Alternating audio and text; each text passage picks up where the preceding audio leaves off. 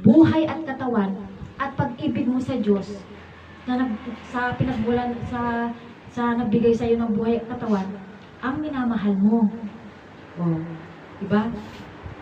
Hindi lang sa sarili mo kasi pag nag-rest ka ng Sabado at Linggo, walang pagkapirahan, nakaupo ka lang, o natutuwa ang Diyos, natutuwa ang sarili mo na yung Monday to Friday, napagod ka, marami kang tinrabaho, o dito mo lahat gugulin sa pakikinig, pagpapakilala sa katuruan ito. Kasi ito ang pinakagustong-gusto ng makapangyarihang Diyos. Na i-chismis natin, na ikwento natin o ipaliwanag natin. Hindi, o napag-usapan natin. O hindi yung kung ano-anong pag-uusapan na magkapirahan, hindi po na para marami tayong makakilala sa Ama Adan, kay Ama Adan at ni Eva. Para sa lalong mabadaling panahon, imbes na uuwi sana siya ng Lunes o Linggo pa lang, uuwi na siya. Ganun ba? Yung nakatagtag Lunes, halimbawa lang yun Linggo o Sabado siya uuwi. Yun po mga kapatid ko. Kaya, ito pong katuwang ito mga kapatid ko, like and share kahit ayaw mo man, itong katuwang itong i-like mo, malay mo yung nakapakinig, gusto niya at i-share din niya.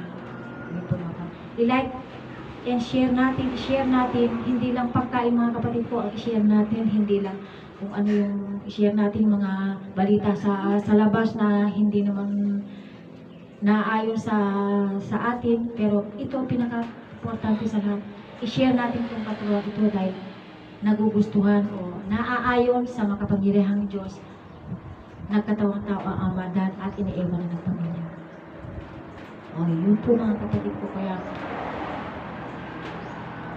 ano man mga kapatid ko, ang pagkakamali ko o na sinabi, kayo na pong bahalang mag-comment sa akin o kung ano mang ugali ko o ano man ang kung meron man akong napagsabihan na hindi maganda sa kapatid ko o sa kapuso ko o sa anak ko, sorry. Kasi, kasalukuyan pala ako naglilinis. Pero, maawaing Diyos, mapagmahal ng Diyos, habang ito po yung pinag-aaralan ko, pinapakilala namin, matatanggal ko rin. Lahat ng mga yun, para sa ganun, di ba? Happy ako, happy ang lahat. Yun po mga kapatid. Kaya, like and share. Happy ang lahat. Kasi di ba kung napatawad niyo ako, bahala kayo kung mapatawad niyo ako o hindi. Basta humihingi ako ng tawad sa inyo. Kung hindi niyo man nagustuhan ang meron akong naipakita o nasabi sa inyo hindi maganda, sorry po mga kapatid ko. O meron man ako naipaliwanag sa mga live ko tungkol sa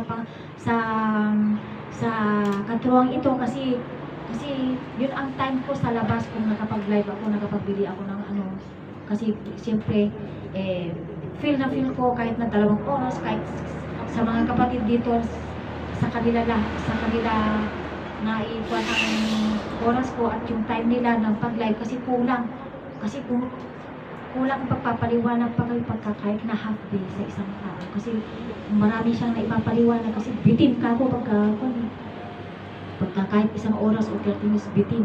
Pero basta tungkol sa Diyos ang pag-uusapan, kahit na maghapon, okay lang.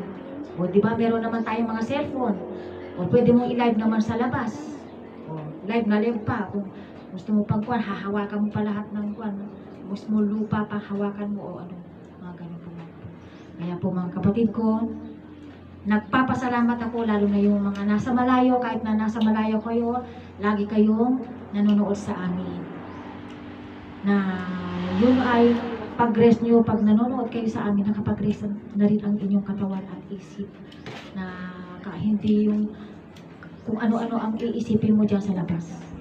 Napagkaperahan ako kahit ano. Pagka nakinig kayo dito lang kayo para sa gano'n. Maiwasan natin ang pagkakamali sa pag-iisip sa iba. Pero, gaya ko nga, o kahit na, kasi sabi ko nga, eh, may ilang tukso sa amin kasi, may ilang tukso doon na, yung tukso na yun, kailangan lumayo ka. Kaya lang kasi, nasa tabi ko lang.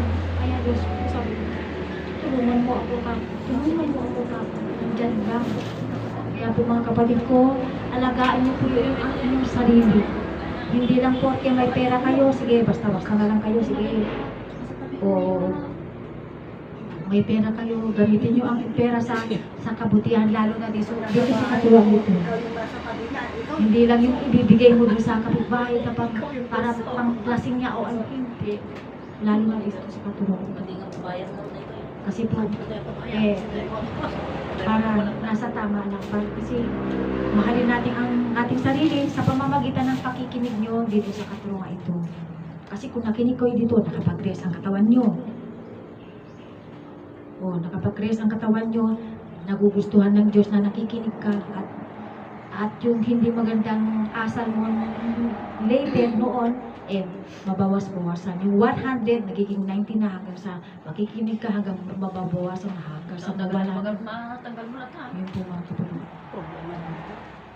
Yun po mga kapatid ko, kung meron kayong tanong pa, o mayroon marami kami magkakapatid dito na magtulong-tulungan na magpaliwanag. Kung hindi ko naipaliwanag, may mga sa inyo, may mga kapatid na magpapaliwanag na mas nakakaunawa. Mas bright. Bright tayong lahat. Ngunit kasi, sa sobrang dami siguro ng iniisip, siyempre, alam mo naman pagka nakafocus tayo dito, puro bright na. Para sa ganun, ang bright na natuklasan natin na si Ama Adan at ni Eva, maipaliwanag natin sa mga bright din natin mga kapatid. Kasi wala namang bobos, walang alam kung ano. Doon lang sa libro Biblia, pag doon lang kayo palagi, wala. Kahit matalino kayo, hindi counted sa Diyos yun. Kumbaga sa 100%, wala pa sa isang buhit. Ganun. Ito mga kapatid. Aawit.